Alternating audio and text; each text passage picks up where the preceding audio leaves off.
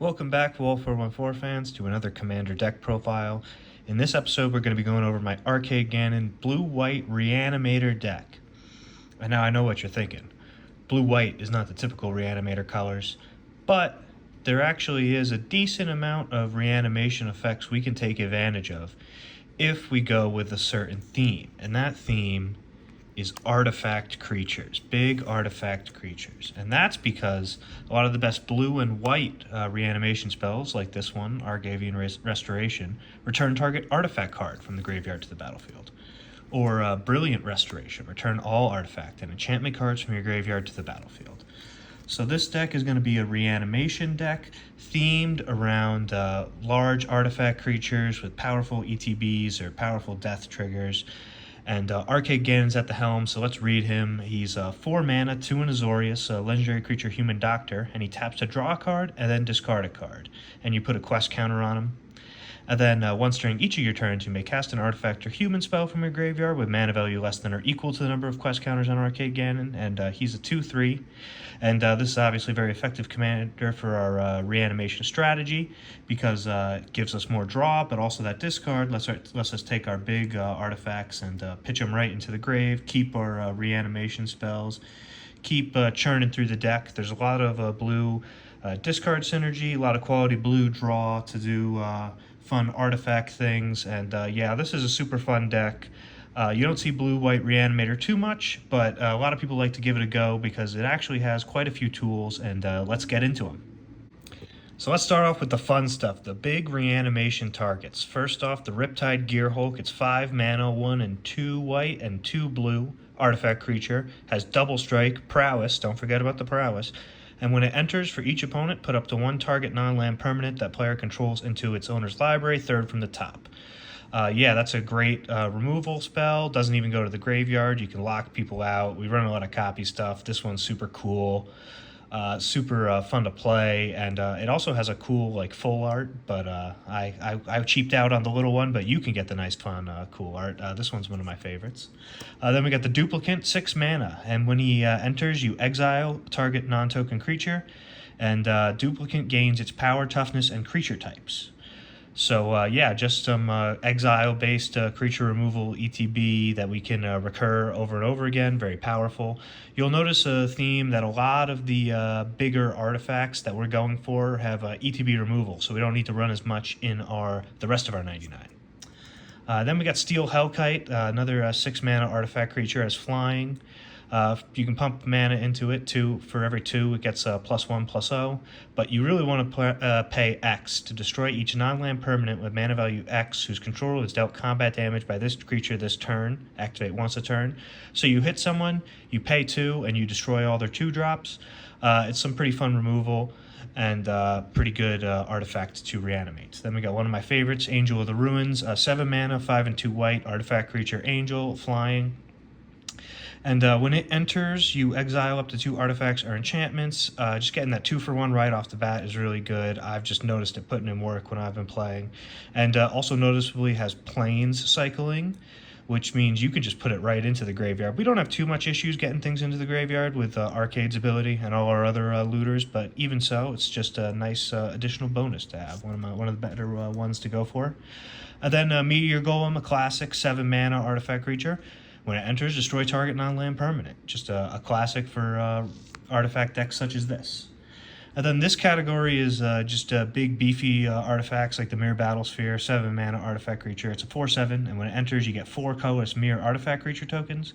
And when it attacks, you can tap those tokens or any mirror you control and give it +X/+0 and deal X damage to the player it's attacking. So just a big threat. We want lots of big threats. So then the next big threat, Triplicate Titan, 9 mana, flying, vigilance, trample, and when it dies, you create a 3/3 token, which will each have one of flying, vigilance, and trample. So yeah, that's a big one to get out there. And then the Ancient Stone Idol, 10 mana, flash, and it costs 1 less to cast for each attacking creature, so you can play it from the hand on occasion as some sort of weird fog. It's not that effective in that. We want to reanimate it. But it's a 12/12 with trample, and when it dies, you get a 6/12 with trample, so that's pretty good. Then this category is sort of things that help our artifact creature board. Cyberdrive Awakener recently got a reprint, so it's nice and cheap now for you. And it's 6 mana, 5 and a blue artifact creature flying, gives all other artifact creatures flying. And when it enters the battlefield until end of turn, each non-creature artifact you control becomes an artifact creature with base power and toughness 4/4. So this is obviously very good for the big artifact creatures we're reanimating, but because of Arcade Gannon's synergy with low-cost artifacts, we're actually running a fair few lower-cost ones that he can target and make into a big board, so a lot of synergy. And then up next, my favorite one, the one expensive card in the deck, the Cybermen Squadron, 7 mana, artifact creature 5/5, and non-legendary artifact creatures you control have Myriad. This guy makes your board insane. That Myriad triggers all the big death triggers, like Ancient Stone Idol, and also triggers all the great ETBs, like the Angel of Ruin. So it synergizes incredibly well for the deck. So this one's my favorite one. I spent a little extra money on it. I think this one's like $7, but I think it was worth it. The deck overall was pretty cheap, so I think this was a good area to spend a little money on. Next up, we got the white and blue reanimation spells, and while you won't see any reanimates or animate deads in here, we got a few good ones, a few good to go. Here's Late to Dinner, 4 mana, 3 and white sorcery. Return target creature from your graveyard to the battlefield. Get a food token as well. Breath of Life, 4 mana, 3 and a white sorcery. Return target creature from your graveyard to the battlefield. Yeah, that's like an old one. This one's weird, weirdly reprinted. Resurrection is the same effect for 2 and 2 white, but same total cost. Argavian Restoration is 2 and 2 blue for target artifact card, but that won't affect us because all of our big creatures are artifacts. Then we get to go into Refurbish, 3 and a white, to also return target artifact card. And Tune Up, the same effect, but if it's a vehicle, it becomes an artifact creature. So a lot of 4 mana single target reanimation. It's not the best, but you know, when you're in blue-white reanimator, you gotta deal with it. But then we got some good ones, like Savine's Reclamation is 3 mana, 2 and a white, return target permanent card with mana value 3 or less from your graveyard to the battlefield. If this spell is cast from your graveyard, you may copy it and choose a new target for the copy. And it has flashback for 5 mana. And the important thing to note is this can hit lands, so it's early rampant growth, and we're going to be drawing and discarding, but also good to discard because of that flashback. So fits really well in the deck. Then we got Open the Vaults, 4 and 2 white, so 6 total sorcery. Return all artifact and enchantment cards from all graveyards to the battlefield under their owner's control. So yeah, this one's obviously risky, but if you're playing the deck right, you should be coming out way ahead. I've played this to win the game, and I played this to win the game against an enchantment deck. I wasn't even worried. So yeah, Open the Vaults is great. 6 mana to return all is great value, similar to Zombie Apocalypse. So we really like that. Then Brilliant Restoration is 7 mana, 3 and 4 white, for the same effect, but only for you. So 7 mana, very good, considering we're paying 4 mana to reanimate 1. 7 to reanimate all, great value, one of the better cards in the deck. Then we have to go to 8 mana. I'm starting to get a little uncomfortable at 8 mana with Redress Fate, 8 mana, 6 and 2 white, to return all artifact and enchantment cards from your graveyard to the battlefield, but it does have a nice miracle cost. So if you rip it off the top like Yugi against Kaiba, you can cast it for 4 mana, 3 and a white. So yeah, as you can see, the better reanimation cards in white, and even there is one in blue in there, all focus around artifacts, hence why I've decided to make all of our targets artifact creatures. Next up is the category I'll call secondary reanimation. You'll notice that these are all humans because that synergizes with Arcade Gannon's ability. And these cards just also work well with the graveyard. Actually, one of them's not a human, but they all work well with the graveyard. And Arcade can fish them all back with his ability if you get enough counters on them. And they're all just general really good with the theme. So first we got the Archaeomancer, 4 mana, 2 blue. Human Wizard, 1/2, and when it enters the battlefield, return target instant or sorcery card from your graveyard to your hand, so it gets us all those reanimation spells back. I really like this one. Here's a fun one, Pulse Mage Advocate. 3 mana, 2 and a white. He's a human cleric, since been errated, but not reprinted. This is an old one. You tap him and return 3 target cards in an opponent's graveyard to their hand, and return target creature card from your graveyard to play. 1/3. So you can use this as politics, You can return 3 lands. Everyone's playing that Hearthhold Precon. Give them 3 basics, and you bring out the Ancient Stone Idol. Just make sure when you're playing this you come out ahead. But he is a human, synergizing with Arcade as a political tool. I think this is a really fun one, and it's a really cool old card to pull out. So I really enjoy his inclusion. And then we got Emery, Lurker of the Lock. Everyone saw this one coming. 3 mana, 2 and a blue, legendary creature, Merfolk Wizard. Unfortunately, not a human. This spell costs 1 less to cast for each artifact you control, and it mills 4 cards on enter, and it taps to choose target artifact in your graveyard. You may cast that card this turn. So, yeah, just really works well with the deck. We're running a lot of low-cost artifacts already for Arcade, so don't worry about not having the mana to cast it. And great for filling up the yard. Next, we got the Master Transmuter, and this kind of hits our reanimation from another angle. It's 4 mana, 3 and a blue, artifact creature, human, artificer, 1/2, and for a blue you can tap it to return an artifact you control to its owner's hand, and then you may put an artifact card from your hand into play. So if you don't have that reanimation spell you need, you can actually just tap it, return itself, or return something else to the hand, and then get that big artifact creature that's stuck in your hand out on the battlefield. So very good card in this deck.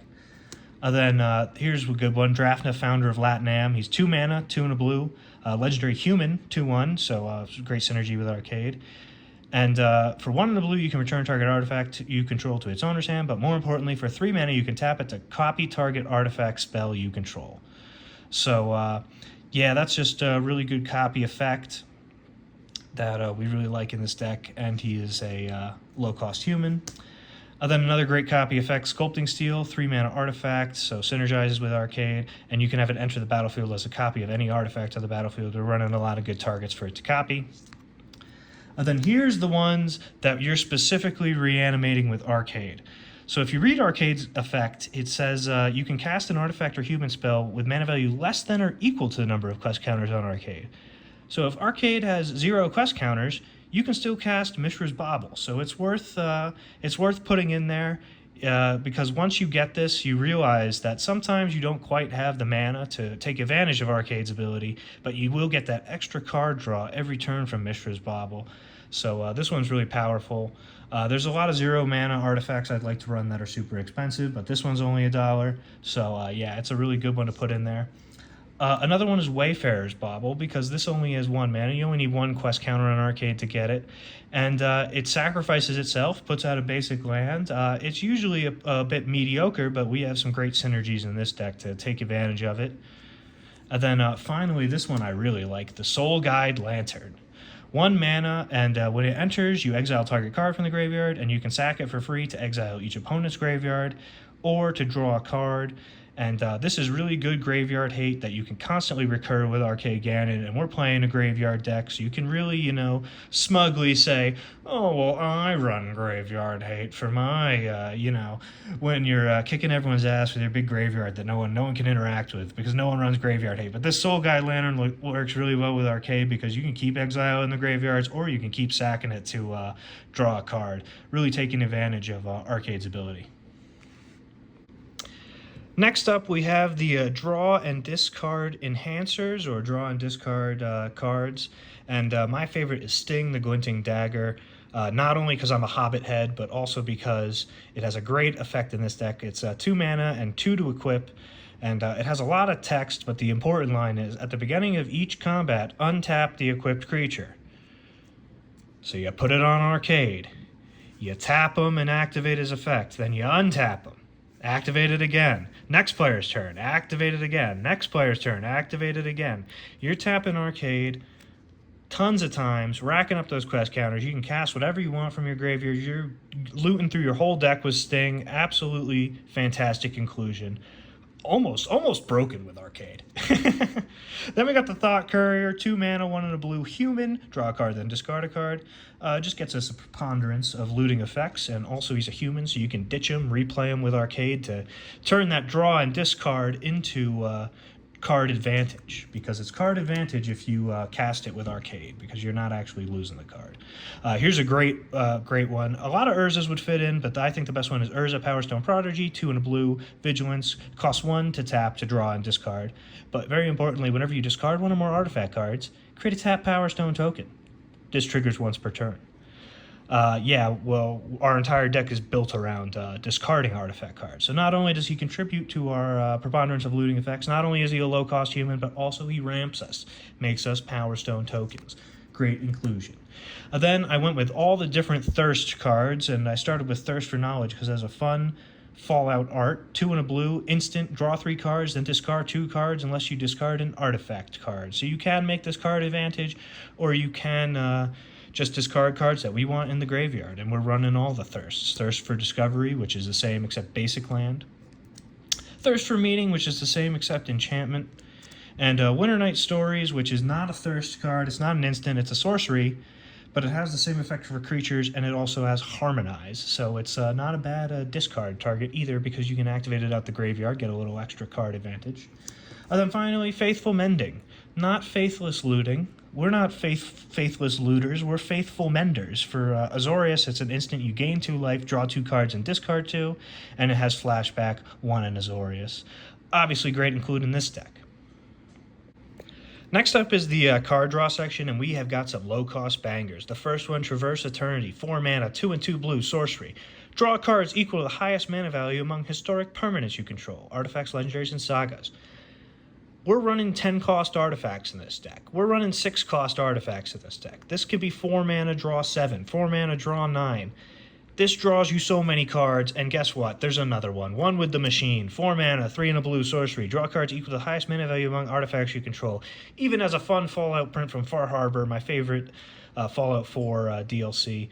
And, yeah, I mean, these 2 cards are like 25 cents each, and they're absolutely crazy. Also, we're running a graveyard deck, so why not dig through time?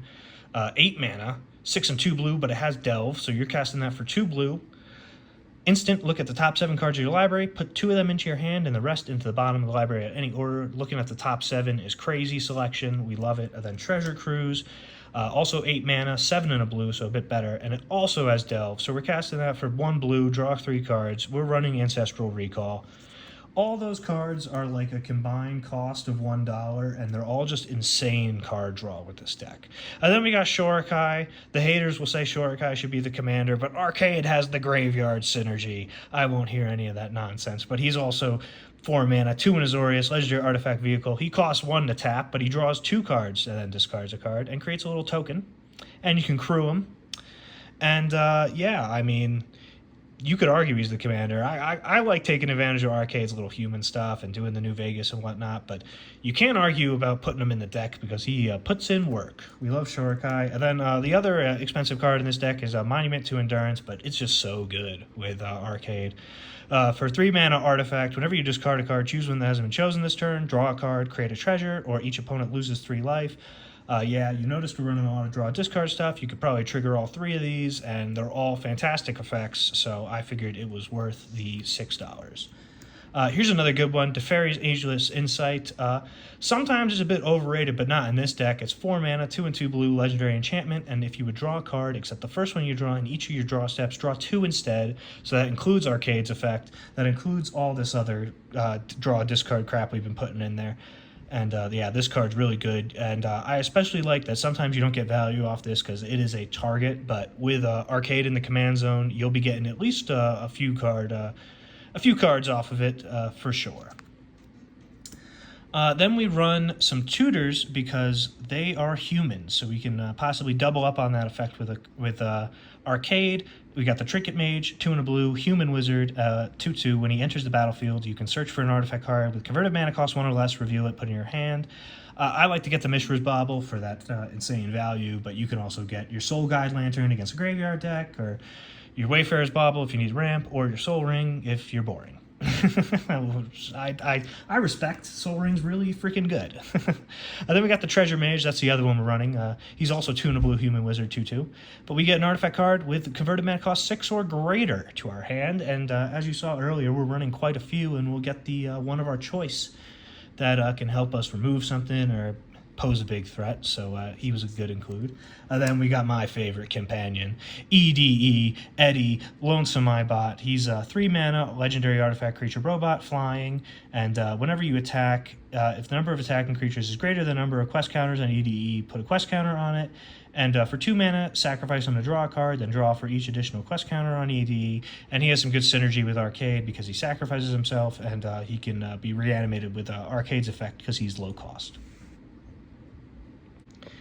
Next up, we got the section for protection, and we're running the Swiftfoot Boots, 2-mana artifact, gives the equipped creature hexproof and haste, equipped 1. The haste actually helps us activate Arcade Gannon if you so desire, and also gives us a nice protection, and also it's a low-cost artifact that synergizes with him, so I like including it. I didn't include Lightning Greaves just because, I don't know, it was like $5. I didn't want to spend $5 on Lightning Greaves. But maybe throw it in there if you want. Then the counterspells I went with were an Offer You Can't Refuse, because I had one lying around. Negate, because I had one lying around. Dovin's Veto got a reprint. This was like 50 cents when I bought it. Hop on this one, because it's Azorius, 2-mana, instant, counter target non-creature spell. This spell can't be countered. Now's your time to get this. You have to get the silly Final Fantasy art, which I don't understand, but yeah, this used to be like $2. Now it's like 50 cents, so go off that. And then here's my favorite counterspell, the Mirror Shell Crab. 7 mana, 5 and 2 blue artifact creature. So artifact creature synergizes with us. It has Ward 3, it's a 5/7, but you can channel it. For 2 and a blue, discard Mirror Shell Crab, counter target spell or ability, unless its controller plays 3. So not only does it discard itself to the graveyard, giving us a reanimation target, but also it can counter Bajuka Bog, because it counters target spell or ability. So great synergy with this one.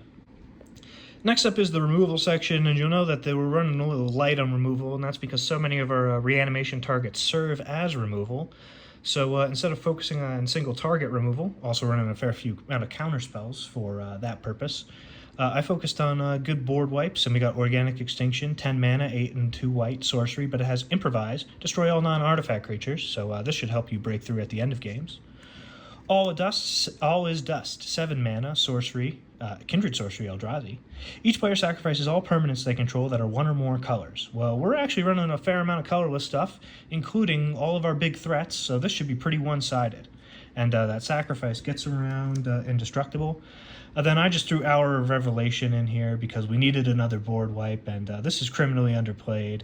It's 6 mana, 3 and 3 white, but it costs 3 less if there are 10 or more non-land permanents on the battlefield. Destroy all non-land permanents.